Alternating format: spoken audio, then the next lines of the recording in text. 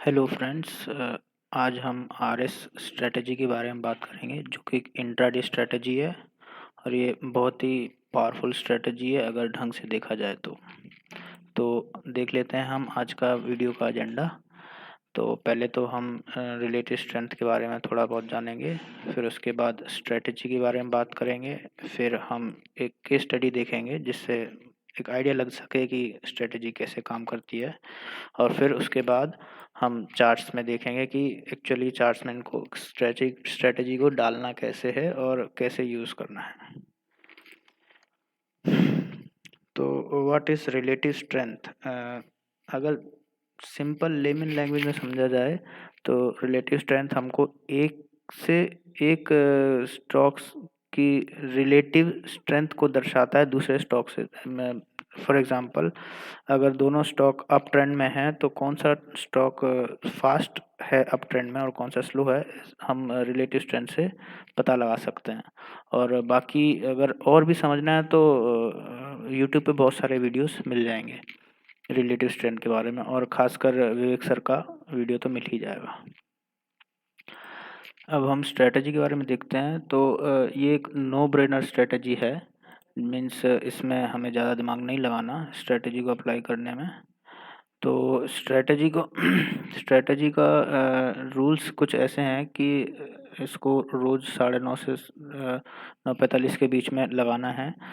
इसको कैसे लगाना है कि इसमें टॉप टू, पहले तो हमें टॉप टू स्ट्रॉन्गर और टॉप टू वीकर सेक्टर्स ढूंढने हैं 9:30 बजे, और उसके बाद according to the those sector उन दोनों सेक्टर्स के अंदर में दो और स्ट्रॉन्ग और वीक स्टॉक ढूंढने हैं जिनको हमें सेल और बाय करना है। मीन्स स्ट्रॉन्ग को बाय करना है और वीक को सेल करना है।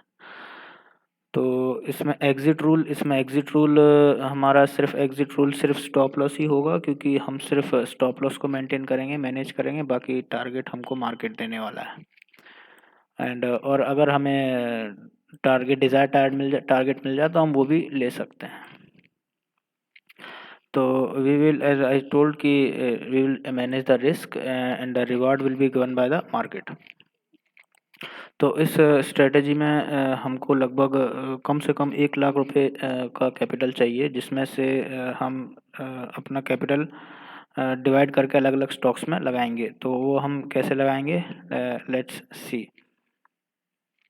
तो फॉर एग्जांपल कि 9:30 बजे निफ्टी ऑटो एंड फार्मा एकदम सबसे ज़्यादा स्ट्रॉन्गेस्ट सेक्टर है और एफएमसीजी और बैंक सबसे ज़्यादा वीकेस्ट सेक्टर्स हैं। तो इन दोनों सेक्टर्स में से अब जो जो दोनों स्ट्रॉन्गेस्ट सेक्टर है उसमें से भी हम फिर दो ऐसे स्टॉक ढूंढेंगे जो विद इन सेक्टर्स बहुत ज़्यादा स्ट्रॉन्ग है। तो फॉर एग्जांपल मारुति और अमर राजा बैटरी। अब इनमें पोजीशन हमें कैसे बनानी है कि इस तरीके से अपना कैपिटल डिवाइड करना है कि हमें एक स्टॉक में कम से कम 10,000 का एक पोजीशन बना सकें, जिससे अगर उसका 1% देखें तो 1% स्टॉप लॉस जिसका 100 रुपये हम कर सकते हैं। तो फॉर एग्जांपल कि मारुति का स्टॉक 5,000 के पास ट्रेड कर रहा है, तो हमें उसमें पोजीशन लेनी है तो हम 2 स्टॉक लेंगे और उसका एसएल हम 50 रुपीज़ का रखेंगे। तो टोटल उसका एसएल 1% के हिसाब से 10% का 10,000 का 1% के हिसाब से 100 रुपये हो जाता है। तो ऐसे ही फिर हम अमर राजा बैटरी को बाय करेंगे, सन फार्मा और लुपिन, इन 4 को बाय करेंगे। और वीकेस्ट सेक्टर में सपोज फॉर एग्जांपल कि एफएमसीजी सबसे ज़्यादा वीकेस्ट है और बैंक सबसे ज़्यादा वीकेस्ट है। अब इनमें भी सबसे ज़्यादा वीकेस्ट स्टॉक्स जो हैं उनको हमें सेल करना है। तो अगर मान लो मारी को हमें दिख रहा है कि सबसे ज़्यादा वीकेस्ट है, तो हमें उसमें सेल की पोजीशन बनानी है विद 10,000 की सेल की पोजीशन बनानी है हमें मारिको में। ऐसे ही ब्रिटानिया, कोटक और एक्सिस में भी 10,000 की सेल की पोजीशन बनानी है। तो जब हमारा अगर स्टॉप लॉस हिट हो भी जाता है, तो अगर 8 में अगर हमारा स्टॉप लॉस हिट हो जाता है तो मैक्सिमम हमारे जो रिस्क होगा वो 800 रुपये का होगा 1 लाख के ऊपर, जो कि लेस देन 1% है 1 लाख का। तो रिस्क मैनेजमेंट हम लोग ऐसे ही करने वाले हैं। तो उसके बाद लेट्स सी कि हम की मैट्रिसेस देख लेते हैं। तो इसमें ज़्यादा कुछ है नहीं, मुझे ऐसा लगता नहीं कि इसमें इसमें कुछ ज़्यादा देखने लायक है इस स्ट्रैटेजी में, क्योंकि ये रिलेटिव स्ट्रेंथ की स्ट्रैटेजी मीन्स अगर सेक्टर स्ट्रांग है और तो स्टॉक्स भी स्ट्रांग है और उन्हीं को हमें बाय और सेल करना है, तो फिर भी हम देख लेते हैं। तो ये स्ट्रैटेजी की प्रॉफिट परसेंटेज इसका 42%, 42 टाइम्स प्रॉफिटेबल है, और 58% ये लॉस की स्ट्रैटेजी है। पर हमारा रिस्क मैनेजमेंट और प्रॉफिट लेने का जो तरीका है उससे हम हो जाता है कि मतलब मैनेज हो जाता है। तो अगर हम देखें तो हर ये हमारे सारे ये पिवट टेबल है जिसमें हम कुछ और जानकारी भी देख सकते हैं। तो अब आगे देखते हैं। अब सेटअप देख लेते हैं। तो सेटअप कुछ इस तरीके से होगा कि पहले तो हमें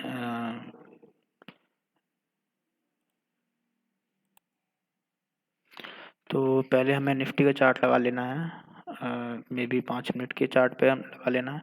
उसके बाद हमें क्या करना है कि ट्रेडिंग व्यू का एक फीचर है कंपेयर, उसको यूज़ करना है। तो उसको यूज़ करके हमें सारे इंडेक्सेस को लगाना है। तो कुछ ऐसे हम लगा सकते हैं, CNX mid cap,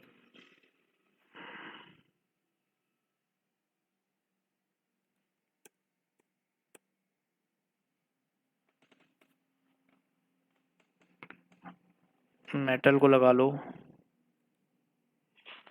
CNX, infra को लगा लो CNX PSU,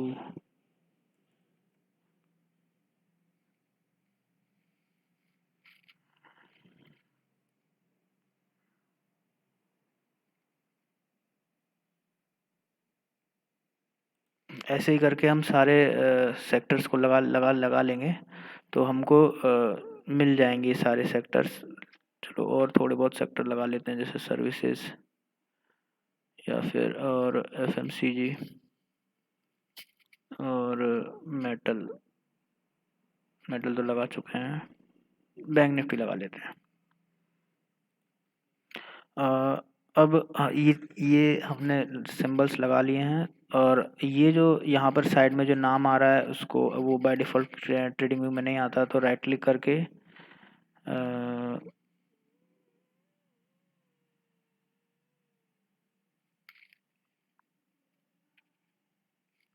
सेटिंग्स में जाकर, इधर सेटिंग्स में जाकर के यहाँ पर सिंबल्स,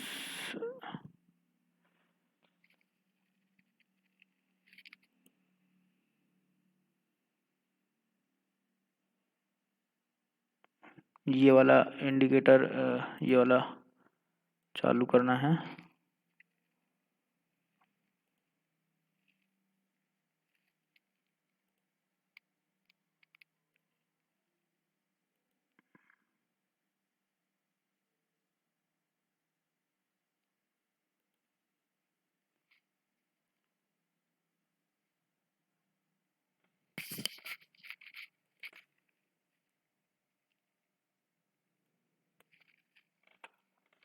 ये इस तरीके से लगाना है। तो ऐसे हमारे पास ये सेक्टर्स आ जाएंगे। तो इसमें से हमें जो टॉप सेक्टर्स को सिलेक्ट करना है, जैसे PSU और इंफ्रा, और वीकेस्ट सेक्टर को सिलेक्ट करना है जैसे बैंक निफ्टी और सर्विसेज। तो इन चारों को हमने सिलेक्ट कर लिया। उसके बाद फिर मैंने एक और वॉच लिस्ट बना रखी है। तो वो ऐसे बना रखी है कि वॉच लिस्ट जो है ट्रेडिंग व्यू में एक सेक्शन के अंदर सभी को मैंने ऐड कर रखा। जैसे निफ्टी फार्मा का सेक्शन बनाया, उसके अंदर निफ्टी के फार्मा के स्टॉक्स डाल लिए। ऐसे ही IT का एक सेक्शन बनाया, उसके अंदर IT का स्टॉक डाल लिए। ऐसे ही मीडिया के बनाया, मीडिया के डाल लिए। इस तरीके से मैंने प्लेलिस्ट बना के रखी हुई है। अब अब हमें कैसे इसको यूज़ करना है, तो जैसे मान लीजिए 9:30 पे CNX PSU बैंक स्ट्रॉन्ग है, तो हमें क्या करना है, CNX PSU बैंक में जाना है। जैसे ये रहा CNX PSU बैंक, इसको हमें शॉर्ट करना है परसेंट चेंज से, और जो वीकेस्ट है उनको सेल करना है, और जो स्ट्रॉन्गेस्ट है उनको बाय करना है। ऐसे ही अगर हम इंफ्रा में देखें, इंफ्रा इंफ्रा